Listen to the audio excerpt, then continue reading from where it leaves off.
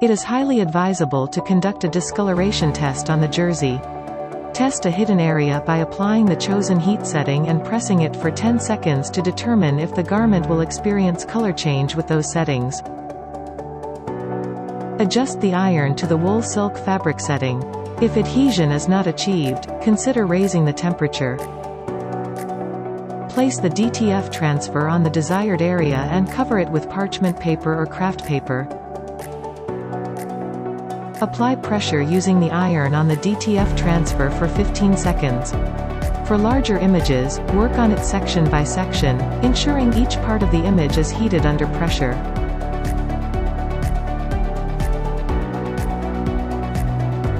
Let it cool for approximately 60 seconds or until it reaches room temperature.